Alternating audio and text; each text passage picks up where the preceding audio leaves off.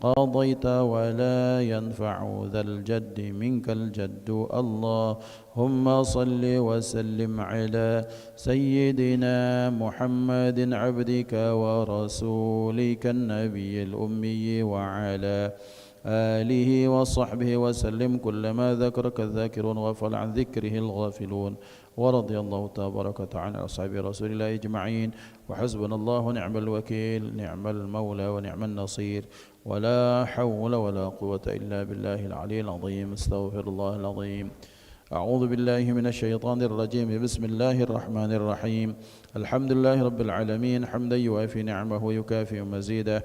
يا ربنا لك الحمد كما ينبغي لجلال وجهك الكريم وعظيم سلطانك. سبحانك لا نحصي ثناء عليك كما أثنيت على نفسك، ولك الحمد حتى ترضى. اللهم صل وسلم على سيدنا محمد صلاة تنجينا بها من جميع الأهوال والآفات، وتقضي لنا بها جميع الحاجات، وتطهرنا بها من جميع السيئات، وترفعنا بها عندك على الدرجات، وتبلغنا بها أقصى الغايات من جميع الخيرات في الحياة وبعد الممات. ربنا اغفر لنا ذنوبنا ولوالدينا وارحمهم كما ربونا صغارا. ربنا اغفر لنا ذنوبنا ولوالدينا وارحمهم كما ربونا صغارا. ربنا اغفر لنا ذنوبنا ولوالدينا وارحمهم كما ربونا صغارا. ولأصحاب الحقوق الواجبة علينا ولمشايخنا ولجميع المسلمين والمسلمات والمؤمنين والمؤمنات الأحياء منهم والأموات. اللهم أعنا على ذكرك وشكرك وحسن عبادتك. اللهم إنا نسألك رضاك والجنة، ونعوذ بك من سخطك والنار. اللهم إنا نسألك الهدى والتقى والعفاف والغنى. اللهم أحسن عاقبتنا في الأمور كلها، وجنا من خزي الدنيا وعذاب الآخرة. اللهم ارزقنا فهم النبيين وحفظ المرسلين وإلهام الملائكة المقربين. اللهم أغننا بالعلم وزينا بالحلم وأكرمنا بالتقوى وجملنا بالعافية. اللهم إنا نسألك صحة في التقوى وطول عمر في حسن عمل ورزقا واسعا لا تعذبنا عليه. اللهم بارك لنا في رجب وشعبان وبلغنا رمضان، وأعنا على الصيام والقيام وتلاوة القرآن، واحفظنا من الذنوب والآثام.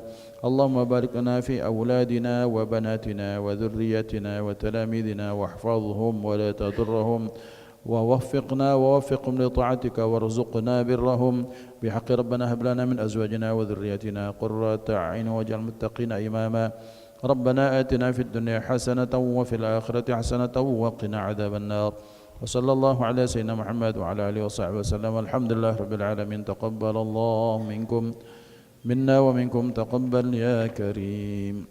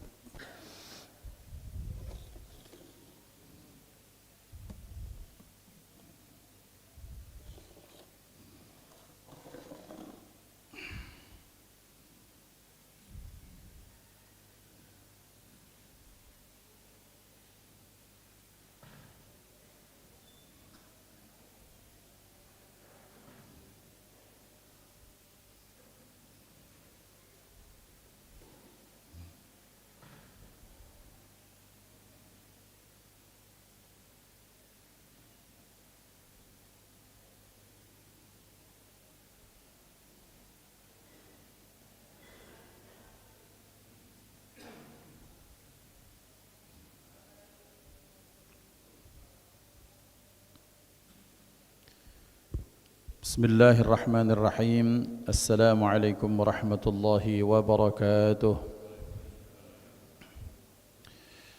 إن الحمد لله نحمده ونستعينه ونستهديه ونستغفره ونعوذ به من شرور أنفسنا وسيئات أعمالنا من يهد الله فلا مضل له ومن يضلل فلا هادي له أشهد أن لا إله إلا الله وحده لا شريك له وأشهد أن سيدنا ونبينا محمدا عبده ورسوله من لا نبي بعده اللهم صل وسلم على سيدنا محمد مفتاح باب رحمة الله عدد ما في علم الله صلاة وسلاما دائمين بدوام ملك الله وعلى آله وصحبه اللهم رب اشرح لي صدري ويسر لي أمري واحلل عقدة من لساني يفقه قولي سبحانك لا علم لنا إلا ما علمتنا إنك أنت العليم الحكيم اللهم ارزقنا فهم النبيين وحفظ المرسلين وإلهام الملائكة المقربين اللهم أغننا بالعلم وزينا بالحلم وأكرمنا بالتقوى وجملنا بالعافية لا حول ولا قوة إلا بالله العلي العظيم والحمد لله رب العالمين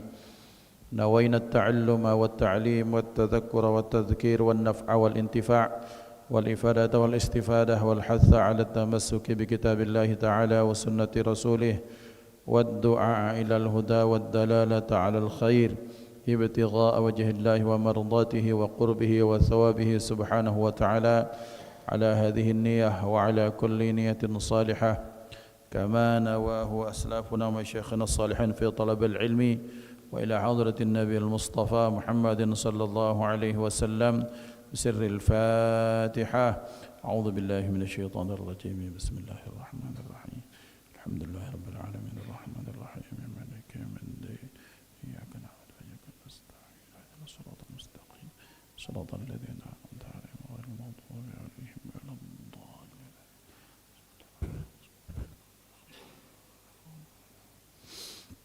حضرة المحترمين رحمني رحمكم الله para alim, para ulama, para fuqaha, imam masjid, ketua dan pengurus serta jamaah masjid Baitur Rahman Bang Raya yang dimuliakan Allah Subhanahu wa taala.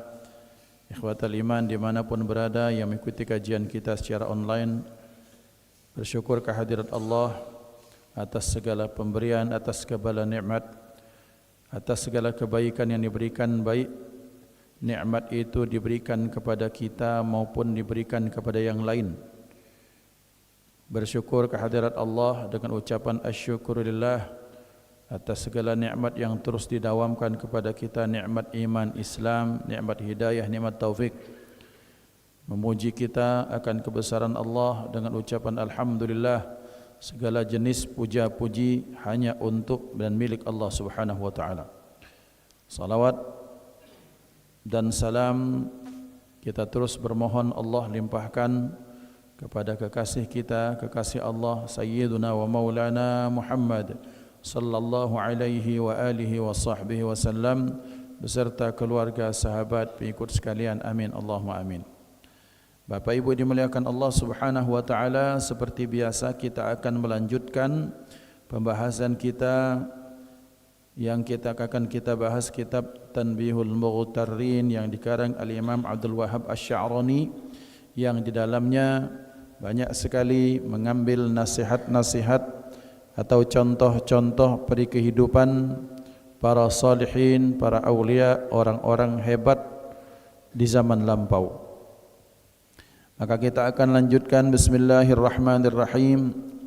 Wa min akhlaqihim radhiyallahu anhum, dan termasuk juga akhlak mereka, tarku talabir riyasati hatta tafja'ahum wa tuqaddihumun nasu ala anfusihim wa yasira ahaduhum yaqulu ma ana bi ahlin lil imamati mathalan fayaqulu an-nasu lahu bal anta ahlun lidzalika wa ziyadatun. Bahwa akhlak-akhlak orang terdahulu adalah mereka meninggalkan kebiasaan mencari-cari jabatan, minta-minta jabatan.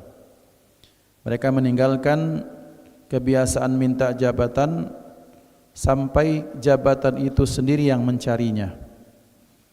Kemudian orang-orang banyak pun datang meminta dirinya untuk menjabat hal tersebut. Kemudian sampai kemudian salah satu di antara orang banyak itu ngomong, kemudian aku tidak pantas untuk menjadi imam atau mendapatkan jabatan ini. Kemudian berkata orang kepadanya, bahkan engkau adalah orang yang paling pantas untuk jabatan tersebut.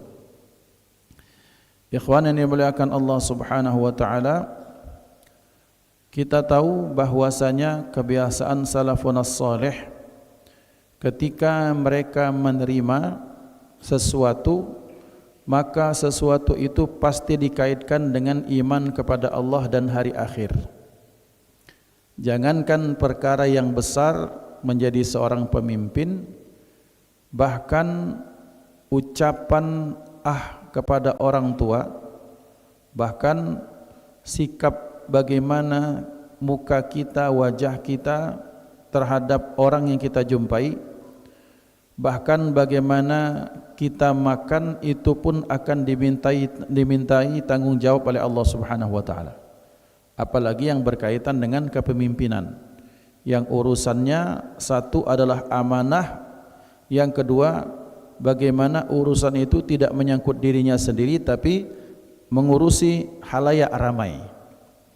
Maka karena saking takutnya akan jadi repot di akhirat, karena orang mukmin ini tidak mau direpotkan. Tidak mau direpotkan dengan urusan di akhirat. Maka perasaan yang tawadu, merasa tidak pantas, maka akhirnya mereka kemudian meninggalkan kebiasaan untuk minta-minta, cari-cari jabatan. Tetapi ternyata pada kenyataannya beliaulah orang yang sangat pantas. Maka walhasil jabatan itu yang mencari dirinya. Kemudian selanjutnya orang pun datang meminta hal tersebut darinya. Dan dia ngomong, saya ini belum pantas, saya tidak bisa. Maka orang menyatakan, engkaulah orang yang paling pantas untuk menduduki urusan ini, untuk menduduki jabatan ini.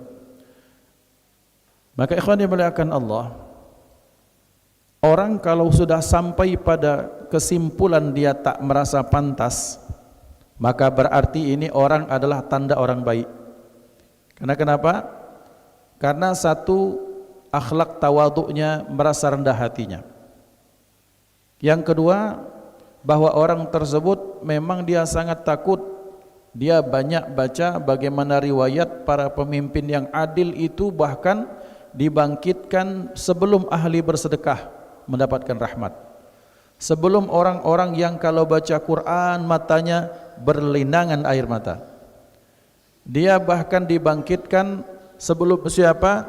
Sebelum bahkan orang-orang yang jujur dalam pekerjaannya, para pemimpin. Tetapi dia juga ingat bahwa bagaimana tanggung jawab para pemimpin terdahulu, kesadaran mereka kalau itu melenceng maka itu berdampak terseretnya ke dalam neraka. Maka ini tanda bahwa orang yang tak pantas, sehingga merasa tak pantas dengan satu jabatan, padahal dia adalah orang amanah, menunjukkan ketawaduannya. Maka ikhwan yang dimuliakan Allah Subhanahu wa taala, kemudian kita akan dihadapkan ada ayat, Pak, bagaimana kalau kebiasaan orang-orang terdahulu itu menolak meninggalkan jabatan atau mencari jabatan. Sementara dalam Al-Quran Nabi Yusuf alaihissalam bahkan minta jabatan. Bukankah Nabi Yusuf menyatakan, ij'alni ala khazainil ardi wa inni alaihi lahafidhun amin. Wahai Tuan Raja, jadikan aku bendaharawan untuk ngurusi urusan umat ini yang bakal terjadi pacaklik yang panjang selama 7 tahun berturut-turut. Dan aku termasuk orang yang hafizun alim. Aku orang yang bisa menjaga, juga aku punya pengetahuan. Maka ikhwan dimuliakan Allah, Disinilah kemudian Islam mengatur bagaimana mekanisme, bagaimana syarat-syarat orang yang berhak untuk menjadi pemimpin, dan apakah kemudian kita boleh minta jabatan. Dari ayat ini kemudian para ulama ahli tafsir menjelaskan, satu, untuk menjadi pemimpin acuan Al-Qur'annya satu hafidh. Dia mampu menjaga amanah yang diberikan kepadanya. Itu satu. Yang kedua, dia harus punya ilmu dengan apa yang dibidangi. Nah, dilengkapi lagi syarat 3 dan 4 pada satu saat ketika Nabi Musa alaihissalam sedang istirahat di bawah pohon setelah beliau kelelahan membantu anak-anak Nabi Syuaib untuk membawa air. Duduk. Tiba-tiba datang satu dari 2 anak Nabi Syuaib itu.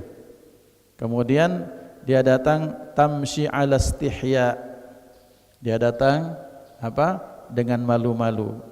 Apa katanya? Dengan bahasa yang romantis yang sangat indah. Kemudian dia menyatakan bahwa sesungguhnya ayah kami mengundang Anda untuk datang supaya kami bisa menepati memberikan upah atas apa yang telah Anda bantukan kepada kami. Kan Nabi Musa kan ketika istirahat melarikan diri dari kejaran pengawal-pengawal Fir'aun karena beliau saat itu kesalahan tangan, dalam tanda kutip kesalahan tangan, kemudian menghilangkan nyawa. Nabi Musa itu kan kalau sekali mukul selesai orang. Maka kemudian beliau melarikan diri sampai ke Madian, istirahat kemudian di bawah pohon. Dilihat banyak sekali rombongan manusia. Ketika ditanya, ini ada apa? Oh, ini kami ini antri untuk mengambil air baik untuk kami maupun untuk hewan kami. Masalahnya adalah bahwa tutup wadah air itu, penutup sumur itu harus dibawa oleh banyak sekali orang karena saking beratnya. Datang 2 orang anak perempuan bawa ember, kemudian ketika itu selesai sudah ditutup sama mereka, tidak bisa dibuka. Maka Nabi Musa membukanya dengan kedua tangannya terangkat, itu tutup yang dari besi yang beratnya luar biasa, sehingga mereka bisa mengambil air kemudian balik melaporkan. Maka inna abana yad'uka liyajziyana ajra ma saqaita lana.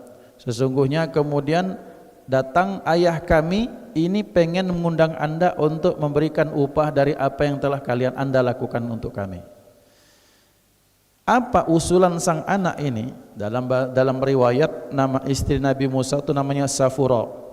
Safura ini nama istrinya Nabi Musa alaihissalam.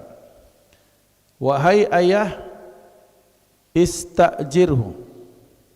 Wahai ayah, pergunakanlah orang tadi, maksudnya Nabi Musa, pekerjakanlah dia. Wa inna khaira man istajartal qawiyul amin, dan orang yang terbaik untuk dijadikan pekerja itu siapa? Al-qawi al-amin. Jadi satu, dia kuat, yang kedua dia amanah. Maka 4 syarat pemimpin di dalam Al-Quran, minimal 4 syarat dalam Al-Quran itu, kalau orang mau minta jabatan harus ada 4 hal ini. Pertama, dia hafiz, mampu menjaga apapun itu, menjaga rahasia. Ada hal-hal yang boleh diketahui, ada hal-hal yang tak boleh diketahui. Karena dikatakan Sayyidina Ali, walaisa kullu haqqin yuqalu, tidak semua hal itu harus disampaikan. Ada hal-hal yang harus disampaikan kepada halayak ramai, ada hal-hal yang hanya boleh diketahui orang-orang tertentu demi menjaga keamanan kemaslahatan. Yang kedua, alim, harus punya ilmu dengan kepemimpinan itu. Betapa banyak ketika ditanyakan kepada sekarang bagaimana definisi kepemimpinan, apa batasan tugasnya, apa job description-nya, mereka tak tahu. Yang penting saya terpilih, kemudian ketika sudah duduk baru melok pelatihan-pelatihan, habis anggaran negara untuk bayar dia pendidikan. Kemudian ketika sudah disekolahkan, kemudian tak bekerja. Na'udzubillah. Maka apa yang ketiga? Yang ketiga, al-qawi, kuat. Seorang pemimpin itu diharapkan dia kuat, dia sehat jiwa raga. Bagaimana mau memimpin sementara lagi di mana Pak Menterinya? Ini lagi sakit encok. Di mana pemimpinnya? Ini lagi asam urat. Mana pemimpinnya tak bisa ditemui? Lagi misalnya lagi tak bisa jalan. Oh, susah umat. Kalau kita bicara tentang kepentingan keluarga, silahkan Anda sakit. Tapi sosok pemimpin mestinya harus ada kalau bisa 24 jam sebagaimana baginda Nabi Muhammad SAW kepada umat. Maka harus qawi, harus kuat.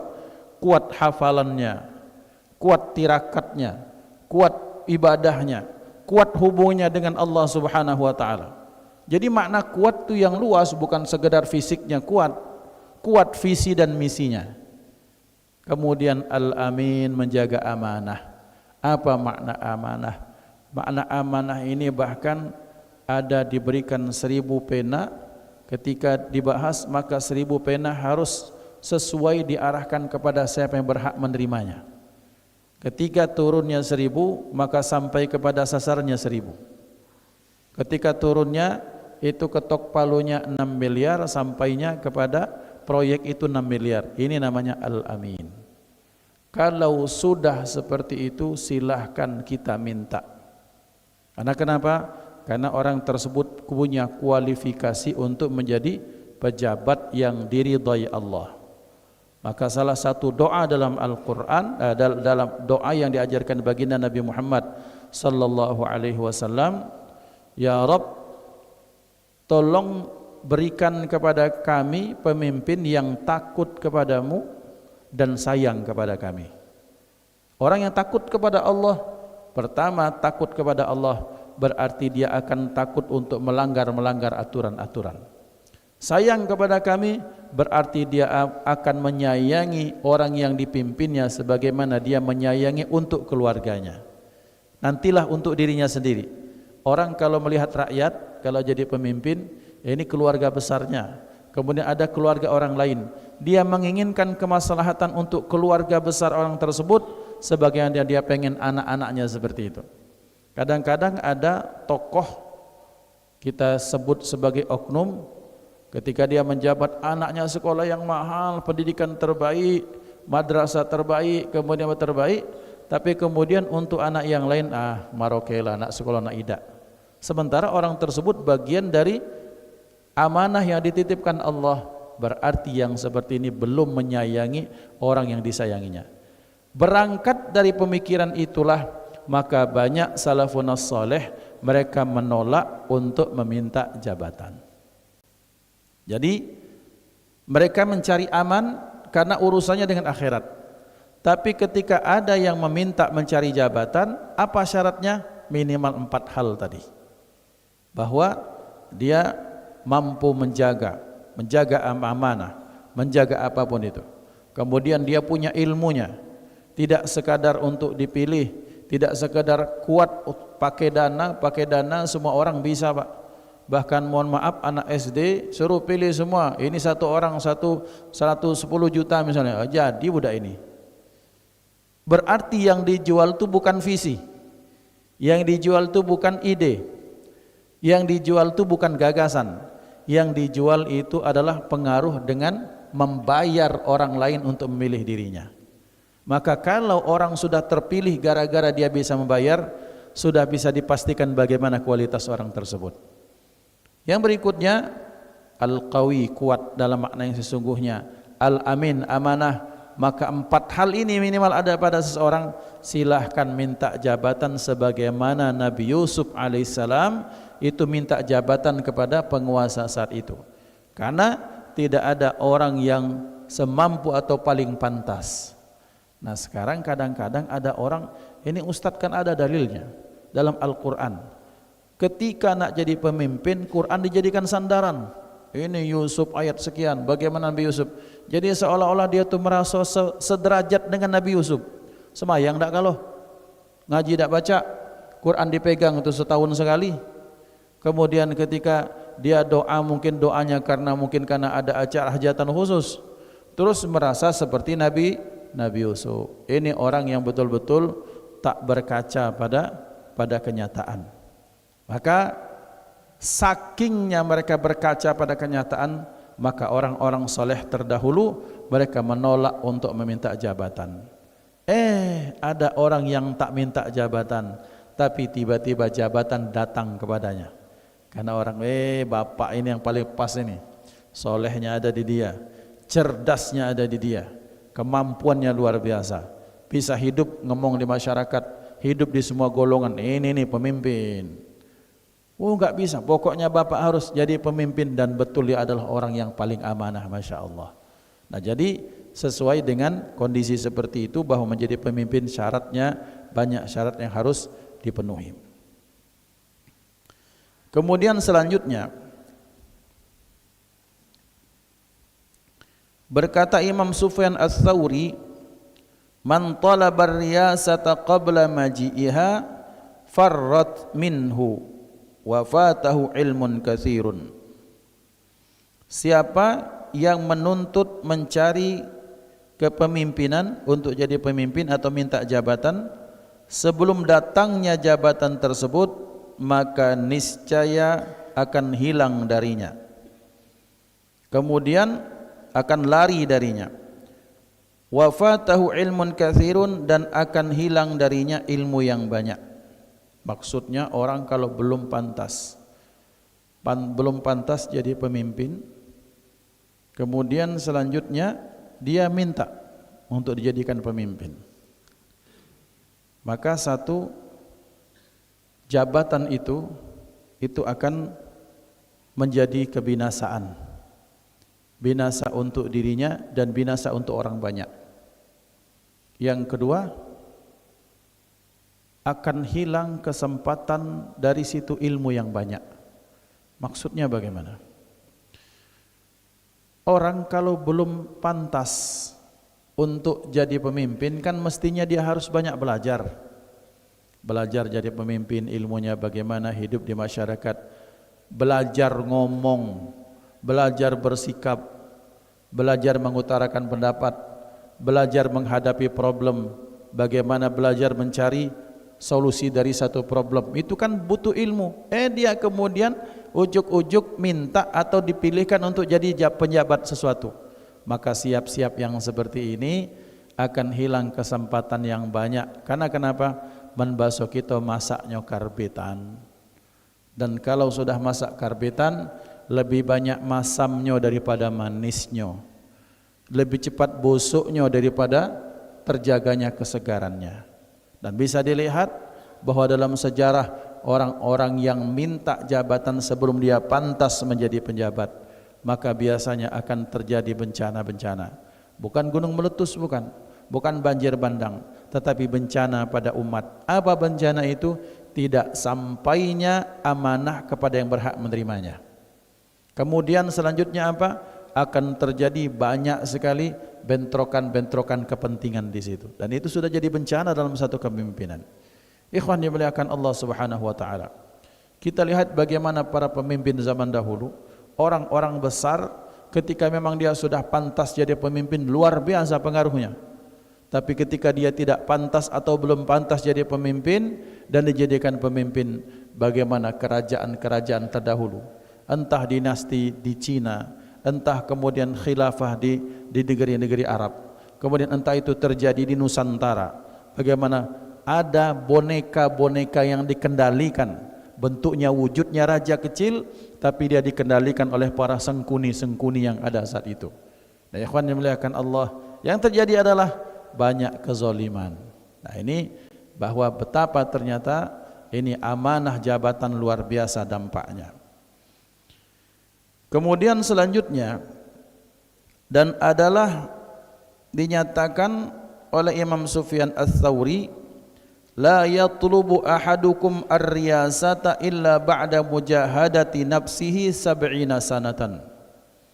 Tidak boleh salah seorang di antara kalian, kata beliau, minta jabatan kecuali dia sudah bermujahadah minimal 70 tahun. Mana Ustaz, umur tak sampai 70 tahun, 50 tahun lah mati. Ini bahasa kiasan.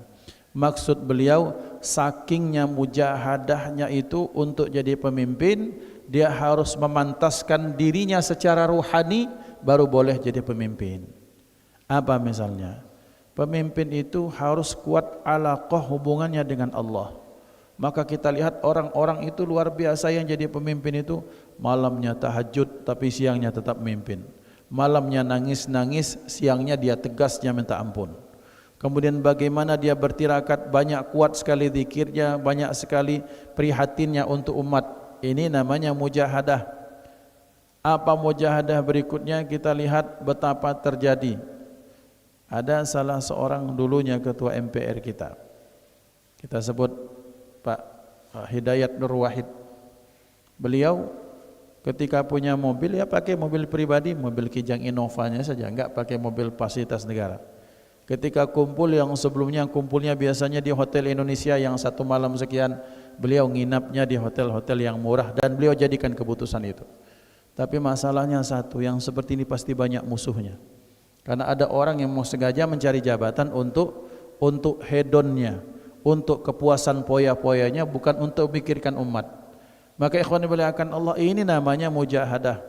Bahwa kita sebut saja Sayyid Salim Segaf Al-Jufri ketika beliau menjabat sebagai menteri, maka beliau itu viral di zaman itu viral. Zaman sekarang tapi kita belum temukan.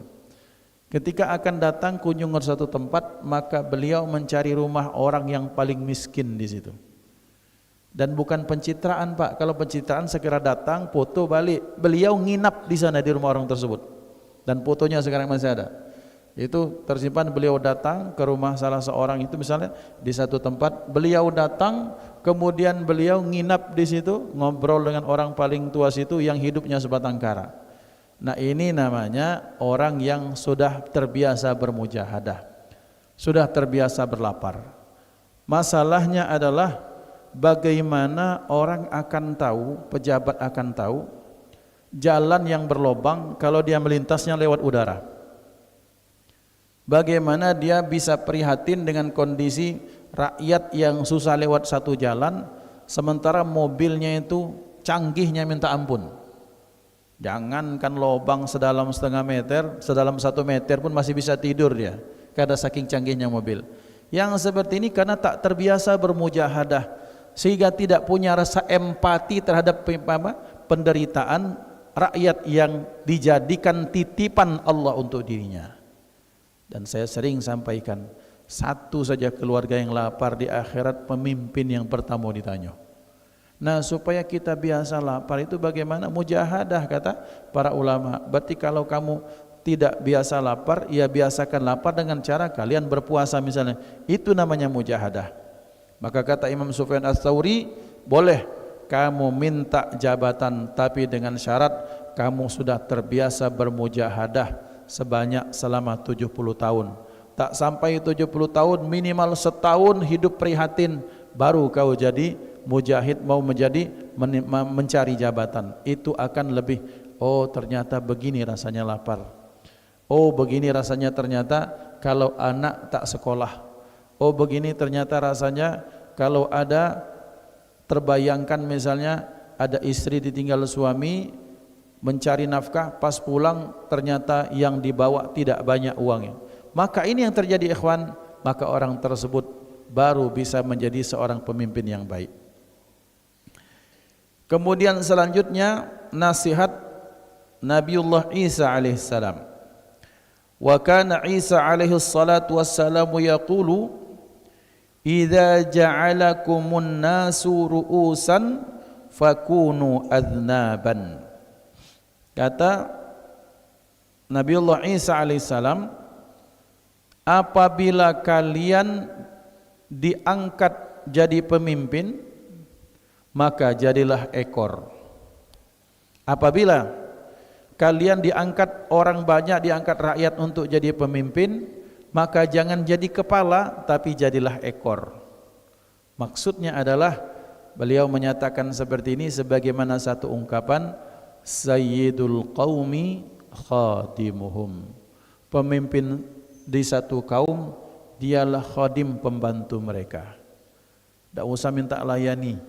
Tapi biasanya tidak seperti itu. Kalau sudah jadi pemimpin, tukang ngurusi anaknya ada, tukang ngurusi kebunnya ada, tukang ngurusi listriknya ada, tukang ngurusinya ada.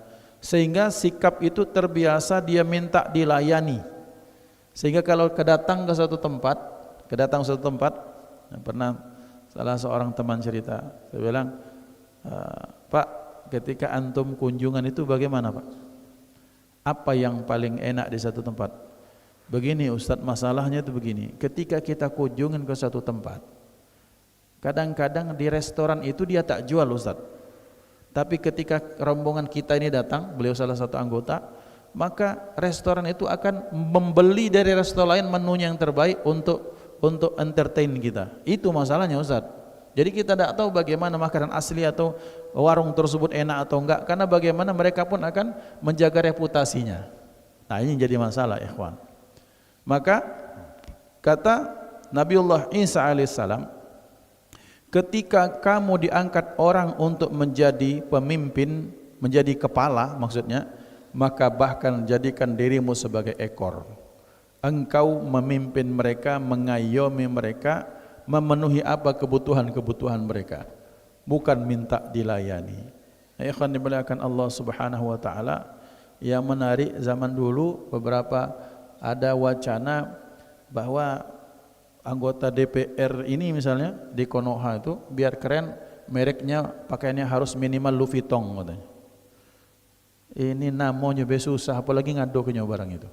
Barang yang tasnya sekitar 2-3 juta, bajunya satu setel berapa juta, pengen minta bahwa anggota itu pakaiannya. Sementara rakyat nyebut kata satu tas 3 juta itu nak makan baisaro. Nah, ikhwan yang muliakan Allah, inilah mirisnya kalau ada orang itu bermental serigala. Mental pengen dilayani, minta dilayani, sementara sesungguhnya pada hakikatnya mereka lah pelayan umat. Lihat bagaimana Nabi Muhammad SAW, beliau adalah pemimpin umat. Bagaimana Sayyidina Abu Bakar, Sayyidina Umar, Sayyidina Utsman, Sayyidina Ali, mereka memimpin umat. Tapi datang setelah beliau, ketika kepemimpinan itu diwariskan, jadilah dinasti, jadilah khilafah. Muncul dalam sejarah Islam orang-orang disebut sebagai, bahkan dia punya simpanan wanita yang sangat banyak, naudzubillah. Maka kata Sayyidina Ali, kata Nabiullah Isa alaihissalam, ketika engkau diangkat menjadi kepala atau bos, maka jadilah buntut mereka. Artinya jadilah orang yang terakhir. Rakyat makan dulu, baru yang terakhir dia makan. Seperti itu. Ketika orang yang pantas mendapatkan kebaikan, dia dahulukan rakyatnya, baru keluarganya. Ini baru yang disebut sebagai pemimpin sejati menurut konsep Islam. Kemudian selanjutnya, Al-Imam Al-Antaqi berkata, Ar-riyasatu ra'su hubbir riya'i. Kepemimpinan itu pangkalnya atau induknya cinta orang akan sifat riya.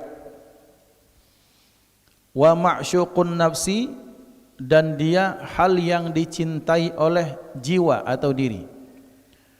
Wa qurratul aini lisyaitan, dan jabatan itu merupakan permata hatinya setan. Maksudnya bagaimana?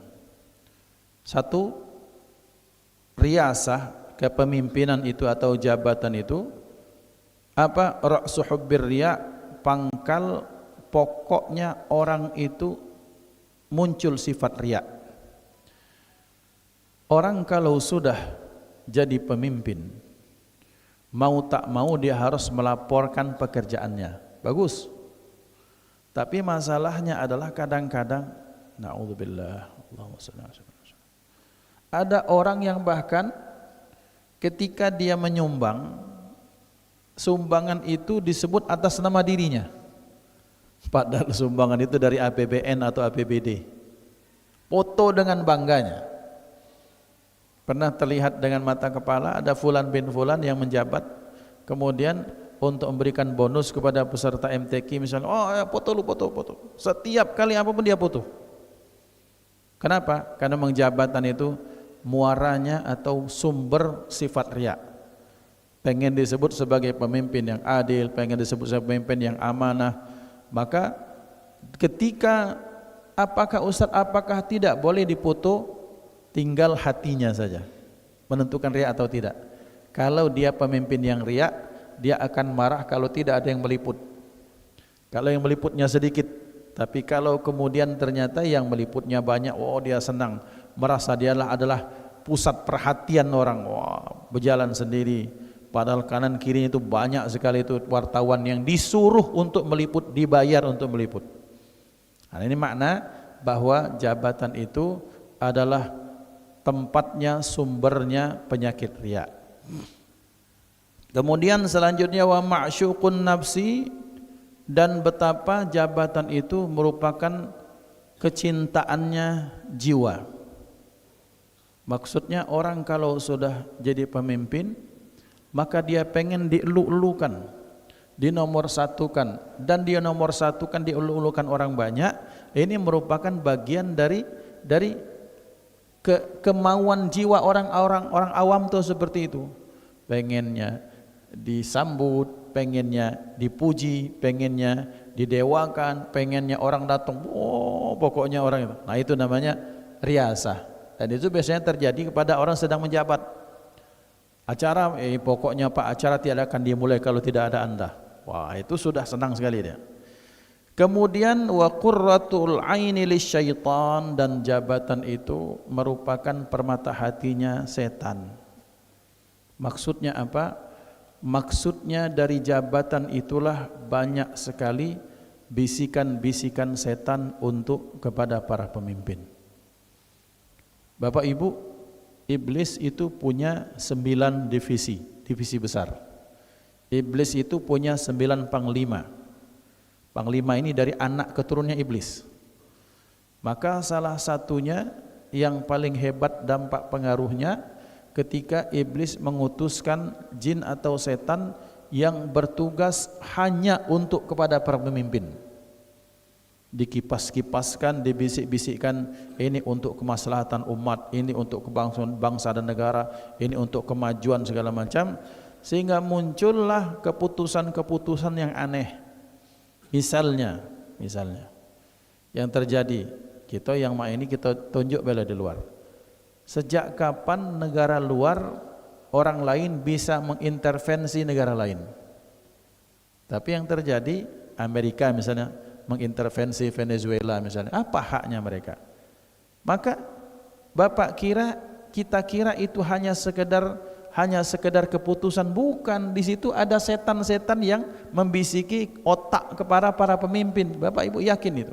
Karena memang dalam riwayatnya ada. Karena selain kepada kita yang mau sholat, ini setannya kecil-kecil ini.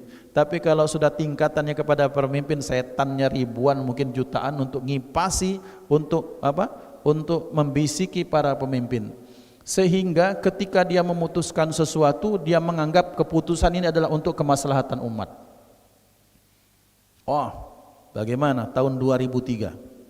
Betapa Amerika mengintervensi Irak. Kami masih di Kairo waktu itu. Oh, tiap hari didengung-dengungkan. Apa? Aslihah damar asyamil. Senjata pemusnah massal. Itu kan yang dijual Amerika saat itu. 2003 sampai kemudian yang menggulingkan Saddam Hussein masuk ke sana, ujung-ujungnya yang diambil adalah minyak. Terpengaruhlah dunia dengan propaganda Amerika bahwa keputusan mereka sudah tepat. Walhasil sekarang baca, tonton YouTube betapa banyak menyesalnya orang-orang Irak. Mereka menyatakan, andaikan saja Saddam Hussein masih hidup.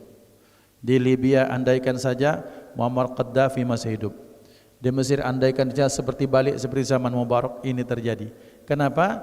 Karena pemimpin-pemimpin itu sudah dibisik-bisiki untuk setan, untuk anak buahnya iblis, untuk membuat satu keputusan yang keputusan itu merugikan orang banyak, tapi mereka digoda, ditipu dengan tipuan tersebut. Ini adalah untuk kemaslahatan umat.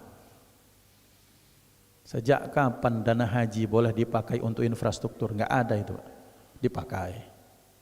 Ini yang terjadi. Dan mereka menganggap, oh ini sudah benar, ini sudah untuk kemaslahatan. Nah, ini berarti kita pun tak lepas dari hal itu. Berarti ketika kita jadi pemimpin apapun, maka kita pun akan berhadapan dengan hal yang sama. Maka berarti kita sebagai pejabat di keluarga, pejabat di RT, RW, kelurahan, pejabat di perusahaan, pejabat di apapun, berarti kita tak terlepas dari godaan ini. Maka berarti tugas kita tetap memperkuat mujahadah kita kepada Allah Subhanahu wa taala. Sudah syuruk belum? Tak ketik tanda atau masih ada? Kita lanjut. Selanjutnya, wa kana Ibrahim bin Adham yaqulu kunu adnaban wa la takunu ru'usan fa inna adh-dhanaba yanju war ra'sa yahliku. Beliau menyatakan ini jurus untuk selamat. Apa jurus untuk selamat? Beliau menyatakan, Ibrahim bin Adham menyatakan, padahal beliau adalah anak pangeran beliau dulunya, tapi kemudian beliau larikan diri, tak mau jadi pangeran. Kata beliau, jadilah kalian sebagai ekor, tak usah jadi kepala. Karena kenapa? Karena sesungguhnya ekor tu lebih banyak selamatnya, sementara kepala tu lebih banyak binasanya. Ini bahasa kiasan beliau. Maksudnya adalah orang kalau pengen selamat, yang selamat itu rata-rata rakyat, Pak. Maksudnya bagaimana, Ustaz? Begini. Kenapa Bapak lakukan itu? Ya kami ini ketika terjadi dialog antara malaikat dengan kita. Ngapo kamu melakukan kesalahan?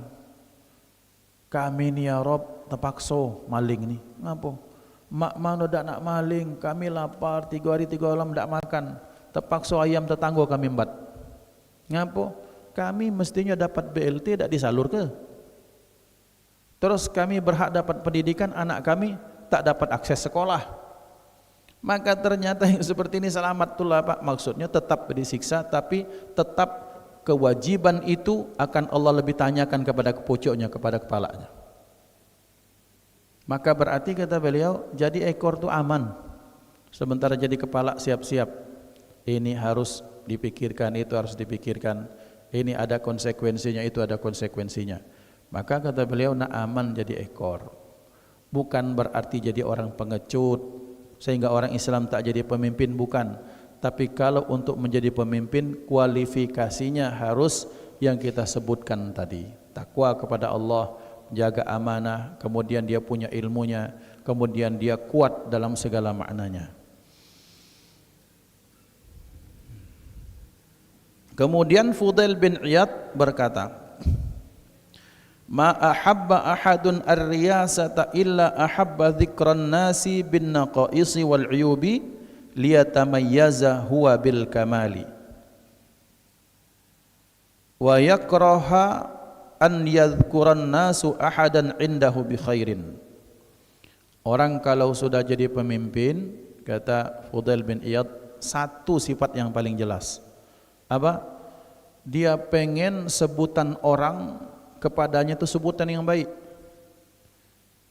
Dan cara untuk jadi baik itu bagaimana? Dengan cara mencari kekurangan-kekurangan orang lain dan mencari aib-aib orang lain sehingga dia yang nampak kebaikannya. Dalam bahasa sederhananya itu adalah dia pengen baik dengan cara memburuk-burukkan orang lain. Tapi sifat ini bukan sifat pemimpin, sifat kebanyakan manusia. Jadi istilahnya itu pengen kelihatan baik dengan cara memburuk-burukkan orang lain. Tapi yang paling pasti pada para pemimpin kalau tak benar, ini yang dia cari. Lihat zaman kami.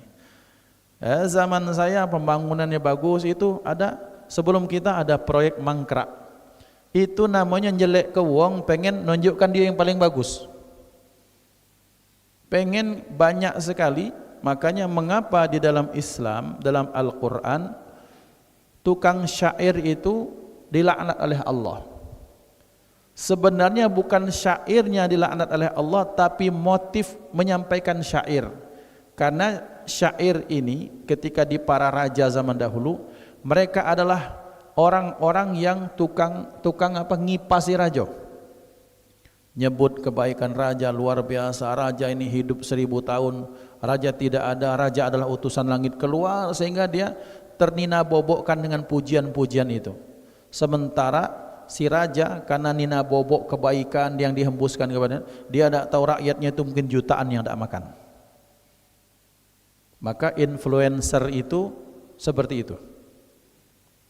Oh, dijuallah propaganda ini dan itu. Padahal pada nyatanya ternyata banyak yang masih nyeberang ke dusun mana tuh pakai apa? Pakai jembatan gantung yang rusak itu misalnya. Nah, ikhwan yang dimuliakan Allah Subhanahu wa taala. Karena memang orang kalau sudah jadi pemimpin ada satu godaan besar. Apa? Menunjukkan dia baik, dia bagus dengan cara memburukkan yang lain. Zaman kita inilah maka rakyat begini ini. Zaman dulu aduh ampun. Jadi pengen yang lain jelek, cuma dia baik sendiri yang baik. Dan kalau ada orang menyebut kebaikan dari pemimpin lain atau sebelumnya, dia tak senang. Dia tak ridha, dia pengen bahwa dialah pemimpin yang disebut sebagai pemimpin yang paling adil, paling hebat, paling amanah, paling berkuasa. Dia tak ingin ada orang menyebut kebaikan orang lain di depan dirinya. Nah, ini kenapa? Karena dia memang kepentingannya adalah untuk berkuasa, bukan menjadikan jabatan sebagai sarana mendapatkan ridha Allah. Tapi pemimpin yang bertakwa, bahkan dia sendiri yang menceritakan kebaikan orang lain, dan kemudian dia mengumpulkannya sebagai bagian dari pertimbangan sehingga dia jadi orang yang fair. Nah, ikhwan dimuliakan Allah, berani penting kita sebagai pejabat, atau kita yang pengen jadi pejabat, atau kita yang kemudian pernah diberikan jabatan, menjadi evaluasi betapa ternyata jabatan itu memang merupakan bagian dari amanah, yang amanah ini akan dimintai tanggung jawab di depan Allah Subhanahu wa taala. Maka mudah-mudahan apapun jabatan kita, apapun jabatan yang dipegang oleh saudara kita seiman, seislam, seakidah, mereka menjadi orang-orang yang amanah. Mereka orang-orang yang takut kepada Allah. Mereka adalah orang punya ilmu, mereka orang yang profesional, mereka orang yang punya integritas yang tinggi, sehingga rakyat bisa mendapatkan dampak positifnya, dan di akhirat beliau mendapatkan dampak positifnya berupa ridha dan surganya Allah Subhanahu wa taala. Usikum wa nafsi bitaqwallah, hadanallahu iyyakum ajma'in. Jika memang masih belum masuk waktu syuruk, kami persilahkan kalau ada pertanyaan. Tafadhal.